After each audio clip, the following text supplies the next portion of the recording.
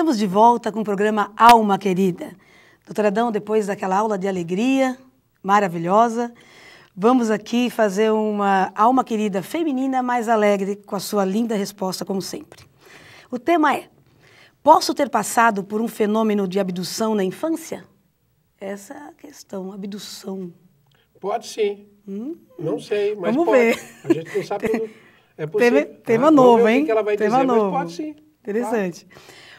Olá. Alô, você que está aí me ouvindo, será que você foi abduzido alguma vez? Olha aí. Pergunte-se.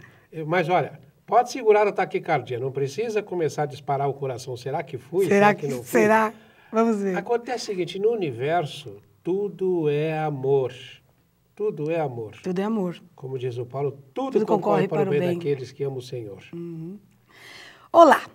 Hoje, com 30 anos, venho procurar explicação para um acontecimento de infância. Até então, comentei com minha irmã, mais velha, ao longo dos anos. Estava no fundo da minha casa, como uma criança despreocupada. Um lugar agradável, apesar da pouca iluminação, perto de uma varanda que dava para a cozinha. Espera um pouquinho. Como uma criança, ou ela era criança? Vamos Isso, ver ela o coloca resto nessa época que aconteceu a abdução, né, que ela acredita ela que seja abdução. Eu estava como uma criança? Ela era uma criança. Ah, ela era uma criança. Ela está retratando na época. Apesar da pouca iluminação, perto de uma varanda que dava para a cozinha. E algo me carregou para trás, sem som, sem o balançar dos passos, sem sentir o peso do meu corpo. Era como se flutuasse e via os meus pezinhos. E saía do vestido sem qualquer movimento, um branco. Não faço ideia do tempo. Depois me vi de pé, em frente à mesma varanda, naquele momento desconhecida. Entrei e fiquei olhando aquele piso vermelho e achando bonito. E uma mulher que lavava a louça veio em minha direção e me pegou no colo dizendo: "Filhinha, onde você estava?" Como se houvesse passado algum tempo. Certamente, eu não tinha mais que 4 anos na época, pois minha mãe me carregava com facilidade. Mas para mim, tudo era desconhecido. E foi um acontecimento sem explicação. Grata. Abdução? Não acredito que tenha sido abdução, mas que tenha sido uma exteriorização, sim. Porque o que ela diz? Eu estava saindo do vestido. Saindo do vestido. Então, ela não estava saindo fisicamente. Ela não sabe, mas ela não conta o resto, né? Quando foi que ela voltou, como é que ela estava. Quando ela diz assim: "Filhinho, onde é que você estava?" Aí, no e-mail, dá a impressão que essa filhinha, onde é que você estava, a mãe, estava também no outro plano. Tudo no outro plano. Então, é como se ela estivesse muito mais tendo um desdobramento. E recordando alguma cena do passado. Vida anterior. Vida anterior, em que ela estivesse com aquela mãe. A outra coisa também é que ela conta isso, mas muitas vezes as pessoas passam por essas experiências, elas estão assim e começam como que sonhando acordadas. É como se fosse um sonho. E esse sonho, a pessoa sai daqui da consciência e ela, de repente, sonha. Né? E passa por todos esses fenômenos, mas é como se fosse um sonho, é algo onírico. E aí o que acontece? Tem alguma mensagem. Está dizendo para ela assim: olha, você gostaria de estar fora daqui, numa outra realidade. Está difícil para você ficar aqui. Ela não conta como é que foi o desenvolvimento dela. Seria muito interessante conversar com ela. Se alguém me conta uma experiência dessa, eu vou fazer uma série de questões, de perguntas. E depois, isso que você está falando aí, você se viu novamente na varanda anterior? Ou terminou a cena aí? Porque ela não conta o que aconteceu depois. Ela não dá mais detalhes, né? Ela termina o e-mail dela, ela está desdobrada. Ela não fala da volta dela para o plano físico. Não fala. O que aconteceu depois? E quero saber uma coisa, a sua mãe, na vida real, qual a diferença entre a mãe da vida real e essa mãe do sonho? Essa senhora que te pega. Exato. E a outra coisa, onde é que você estava? Muitas vezes pode significar o seguinte: a pessoa está assim e alguém chega e faz assim: "Ei, onde é que você estava? Onde é que você está? Volta!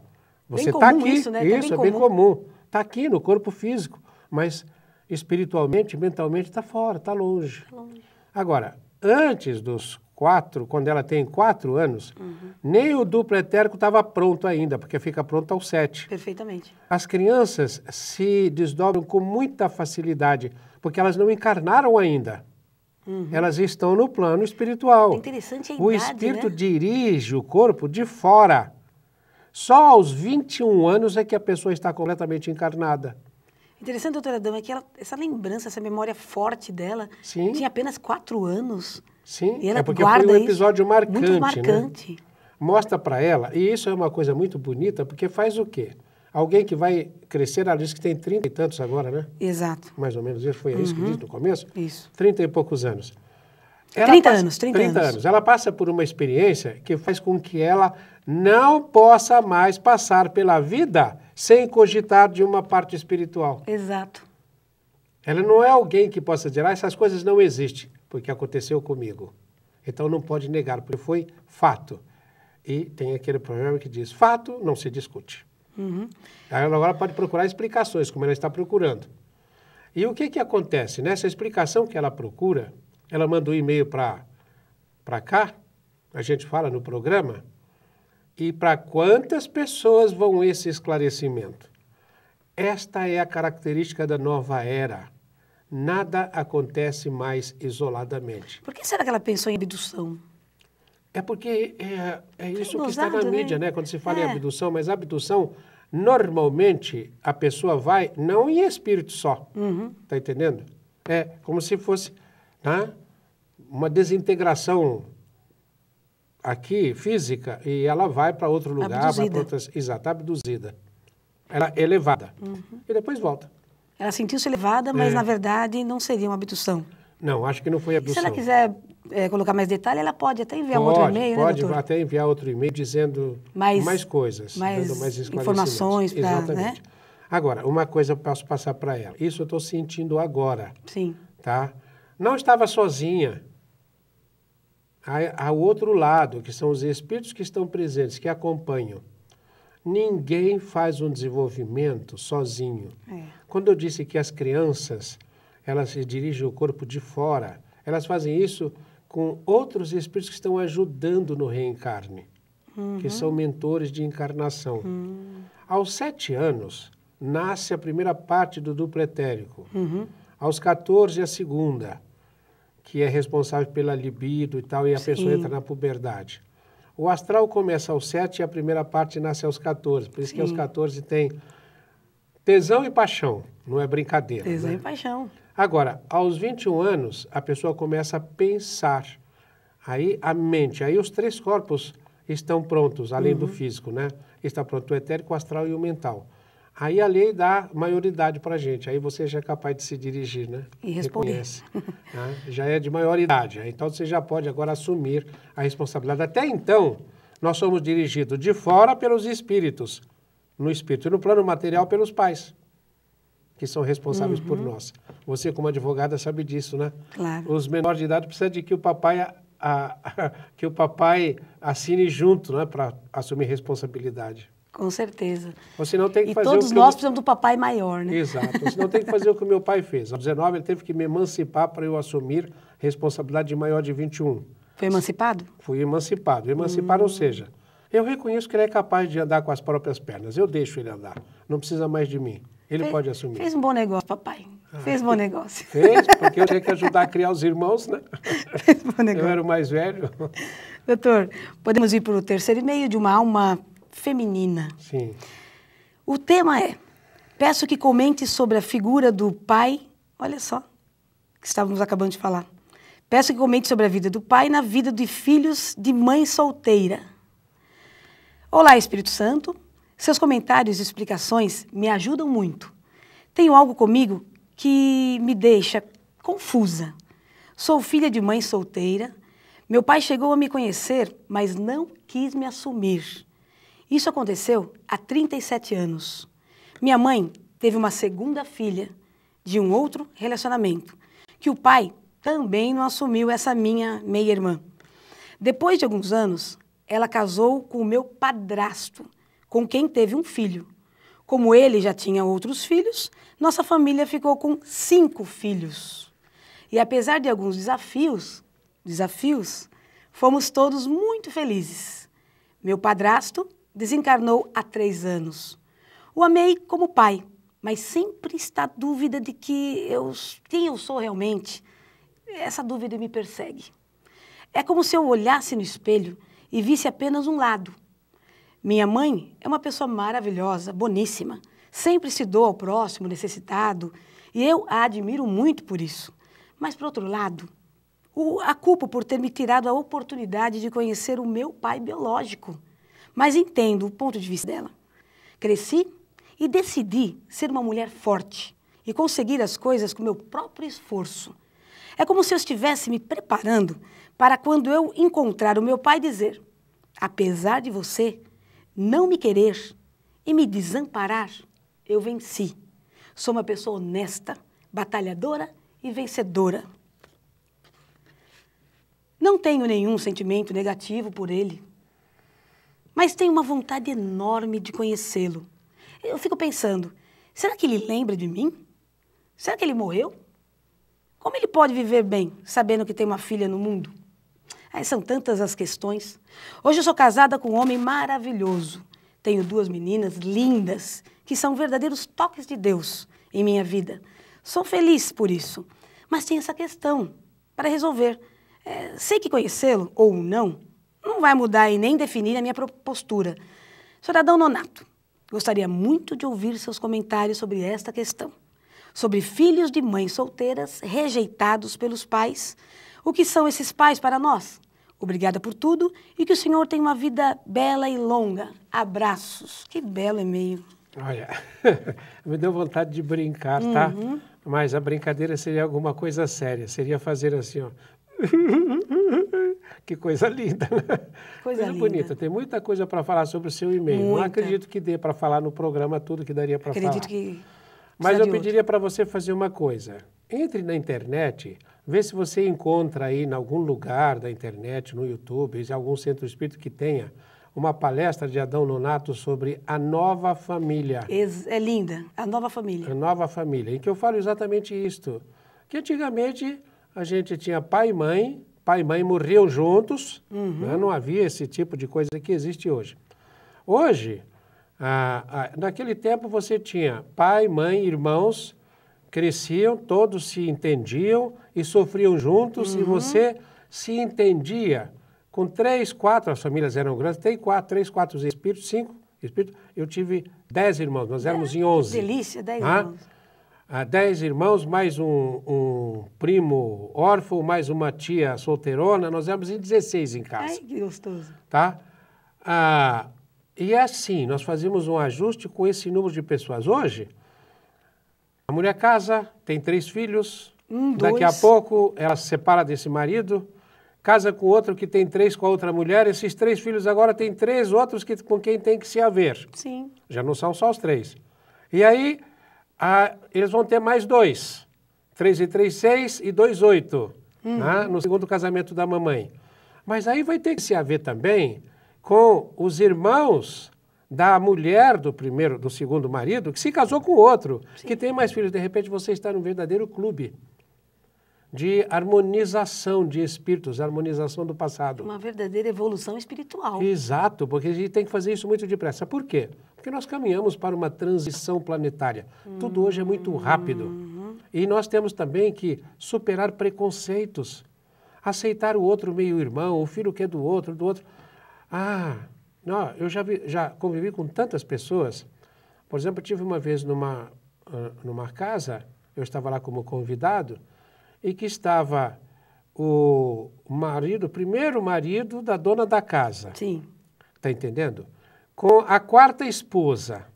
4ª esposa? 4ª esposa. E estavam presentes os 3 filhos que ele tinha com essa mulher, mas os 4 que ele tinha com as outras mulheres. Estavam todos lá fazendo festa. Que bonito. Está entendendo? E todos se entendendo. Só não tinha os maridos que aquela mulher tinha tido depois. Compreende? Com quem ela não teve filhos. Mas teve uma série de relacionamentos. Estavam todos ali se harmonizando.